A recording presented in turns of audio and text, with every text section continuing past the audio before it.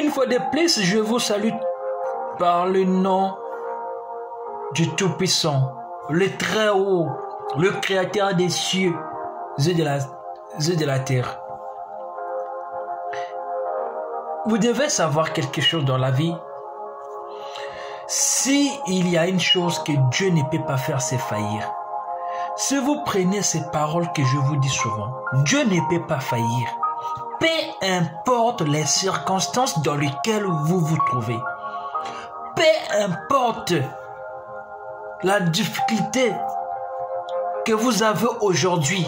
Je vous dis, le secret c'est de faire confiance en l'Éternel. Il ne faut jamais accuser du tort à Dieu. Dieu n'a rien à voir avec ce qui se passe à tout moment quand tu es là, tu chuchotes, tu es là, tu cries, tu es là, tu jacasses, tu es là, tu boudes. Dieu n'a rien à voir.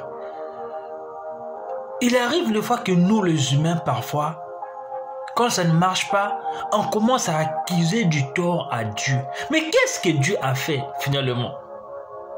Lorsque nous faisons des choix, lorsque nous décidons, c'est nous qui décidons. Ce n'est pas Dieu. Mais comment se fait-il quand ça ne marche pas, on commence à blâmer Dieu? S'il y a une chose que toi, en tant que fils de Dieu, fille de Dieu, que tu ne dois pas faire, c'est blâmer Dieu, de se moquer de Dieu. Voyez aujourd'hui ce qui se passe dans le monde.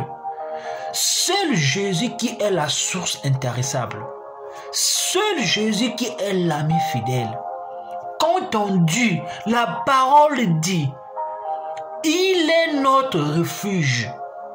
Il est notre bouclier. Il est notre étendard. Il est notre parapluie. Il est notre pare-soleil. Il est notre pare-choc. Ce n'est pas en vain David le dit. Parce que David a expérimenté Dieu dans les problèmes. David a expérimenté Dieu dans les soucis. David a expérimenté Dieu dans les tentations. Regardez, David a été poursuivi par son propre fils. Mais David n'a jamais laissé Dieu. Et Dieu a toujours été avec David. Regardez ce qui s'est passé. Absalom, son fils, voulait prendre le pouvoir, qui commençait à régner sur Israël. Absalom, qui a commencé à aller avec les femmes de son père. C'est pour ça que David dit, même dans la vallée de l'ombre de mort, je ne crains rien. Tu ne crains rien, ma soeur, mon frère. Je veux que tu sois formé aujourd'hui. Formate un peu ta façon de faire les choses, ta façon de penser, ta façon d'être. Parce que Dieu, il est là pour t'accompagner. Ce n'est pas en vain quand on dit qu'il est le guide. Ce n'est pas en vain, il dit qu'il est l'Éternel des armées. Il combattra pour toi. Habakkuk a dit, si la promesse de Dieu prend du temps pour s'accomplir, Habakkuk dit, attends-la tout simplement, car elle s'accomplira. Elle s'accomplira certainement. C'est Habakkuk qui le dit. Ne pas avoir plus de confiance peut-être en toi-même, en ta maman, en ton père, en tes amis. Non, ils peuvent à tout moment faillir. Parce qu'ils ont des limites. Seul Dieu qui est au-delà des limites, c'est seul Dieu. Parce que lui, il est esprit. Parce que lui peut répondre par le feu. Regardez ce qui s'est passé à Los Angeles. Los Angeles, c'est une ville des anges. La ville des anges des chutes. Où tout se passe. Où tout est permis. La pornographie. à Los Angeles, les hommes sont des milliardaires. Les hommes sont riches. Presque les acteurs que vous connaissez ont des maisons là-bas. Les grandes stars que vous connaissez ont des maisons là-bas. Mais regardez ce qui s'est passé aujourd'hui. Cette ville a été ravagée par les feux. Par le feu. Aucune maison n'a été épargnée. Malgré vous avez des millions, des dizaines de milliers de dollars dans vos comptes. Mais quand le feu arrive, le feu ne cherche pas à savoir que ça c'est la maison de Sylvester Stallone. Ça c'est la maison de, je sais pas, des stars que vous connaissez. Non, le feu passe et ravage. C'est pour vous dire tout simplement que seul Dieu qui est la source intarissable. En Dieu, vous avez la sécurité. En Dieu, vous avez la sûreté. En Dieu, vous avez la certitude. Mais en humain, vous n'avez rien. Parce que l'humain peut te promettre, peut te rassurer. Mais après, demain, il t'appelle pour te dire que je suis désolé, mais ça n'a pas marché. Regardez ce qui se passe à Los Angeles. Avant que cet incendie-là puisse avoir lieu, qu'est-ce qui s'est passé? Il y avait une cérémonie de remise des prix. C'était des stars, des grandes stars que vous connaissez. Tout ce monde était là-bas dans une salle. Et il y avait une fille qui était en train de jouer le rôle de modératrice. Donc c'est elle qui était là, comme si on peut dire maître de cérémonie, un maître de cérémonie. Donc c'est elle qui était là en train de gérer la cérémonie, qui pouvait planifier, qui pouvait parler, qui pouvait informer, qui pouvait aussi présenter les chiffres. Et puis ils ont fait un vote. Dans ce vote-là, ils ont aussi ajouté le nom de Dieu dans leur vote. Et le nom de Dieu, ils ont mis 0. C'est-à-dire que ceux qui étaient à l'intérieur ont voté, mais ils n'ont pas voté pour Dieu. Et au lieu qu'elle s'arrête même là, elle commence une fois de plus de se moquer de Dieu. Même Dieu qui est le créateur des cieux et de la terre, personne n'a voté pour lui.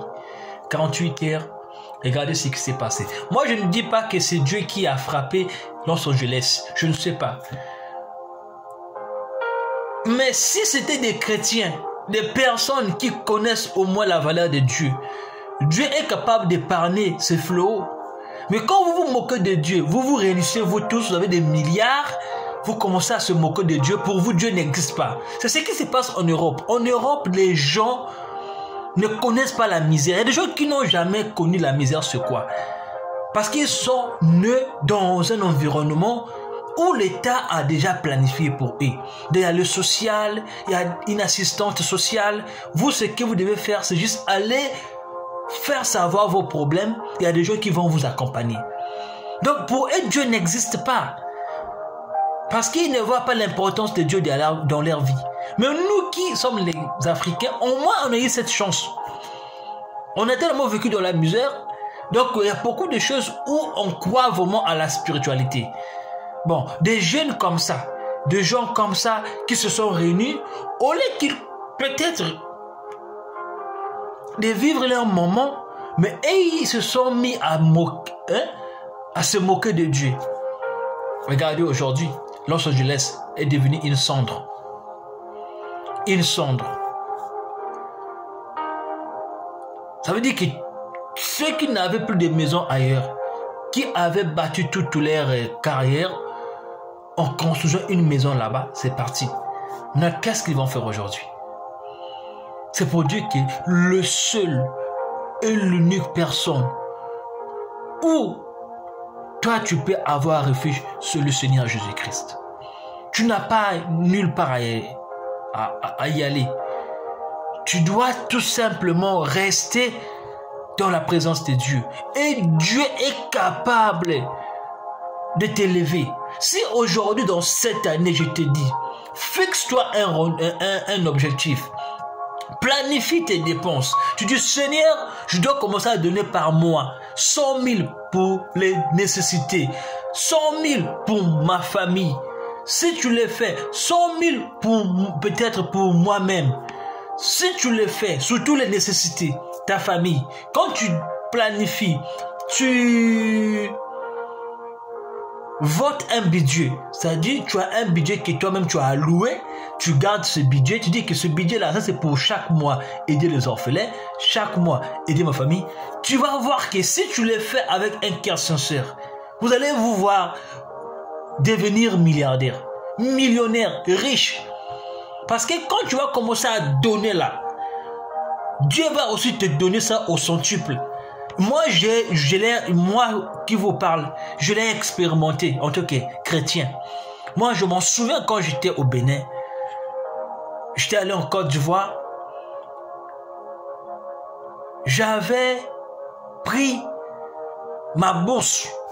Je donnais la moitié. Et la moitié là que j'avais même envoyé ça chez un frère. C'est un frère qui a reçu de l'argent qui est parti remettre à l'église. Et le frère là m'a dit que ce que tu as fait là, ça m'a marqué.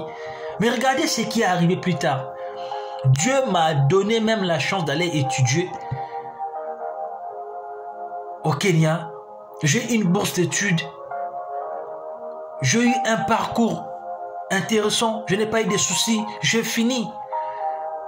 J'ai gagné plus que ce que j'avais dépensé. Donc vous aussi, si vous planifiez votre vie, vous voulez réussir, mais souvenez-vous toujours des orphelins, de veuves, votre famille. Quand vous allez commencer à chercher de l'argent pour aider quelqu'un, Dieu va vous donner les moyens. Parce qu'il sait que tu vas faire ça pour sa cause et non pour ta cause. Seigneur Jésus-Christ est la source intéressable. Il est le refuge.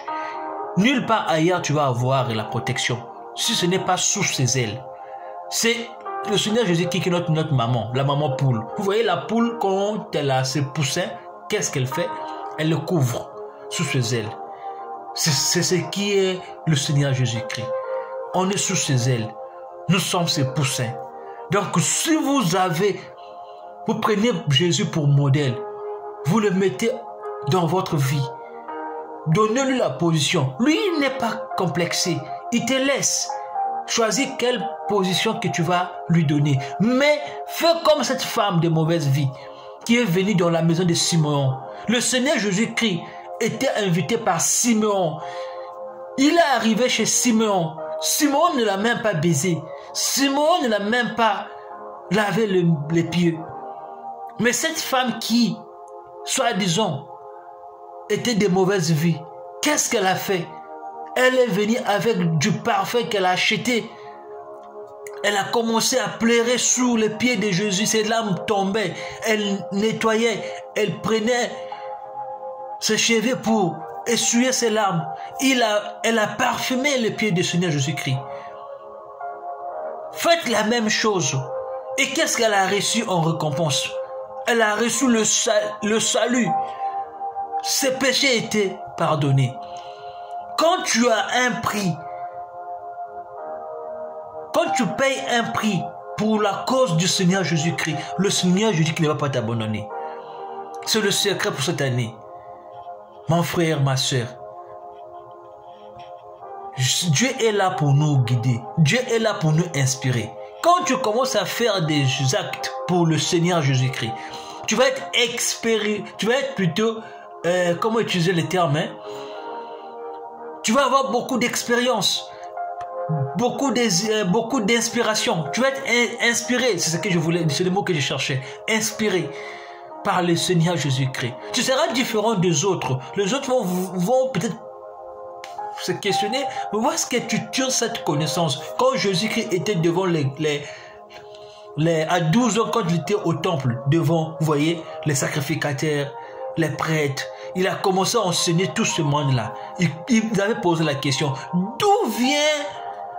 d'où lui vient cette connaissance? Ils avaient oublié que c'était le Seigneur Jésus-Christ, le Dieu des cieux et de la terre, le créateur de tout don excellent, celui qui a donné la vie à Lazare, celui qui a donné les yeux à Bartimée, celui qui a donné au Seigneur Jésus-Christ le Saint-Esprit à Jean-Baptiste dans le ventre d'Élisabeth. Il peut se le faire dans ta vie. Car il est toujours le même hier, aujourd'hui et éternellement. Il ne change pas, le Seigneur Jésus-Christ. Fais-lui confiance, il te donnera ce que ton cœur désire. C'est ce que David nous dit. Il répond par le feu. Quand Élie priait, il voulait que le feu puisse descendre du ciel. Les dieux des Baals n'ont pas pu, mais le Seigneur Jésus-Christ a répondu par le feu. Il a ordonné à un corbeau d'aller nourrir le prophète Élie. Il peut ordonner aussi au corbeau de venir t'apporter à manger. Le Seigneur Jésus-Christ ne dort pas, ne faillit jamais. Fais-lui confiance. Que Dieu vous bénisse. On nous revoit pour la prochaine séquence. Dieu vous bénisse et Dieu vous garde. Que cette année soit une année merveilleuse pour vous. Prenez une décision. Il est 3 heures que je suis en train de faire la vidéo. Je pense à vous. Que Dieu vous bénisse. Bye bye.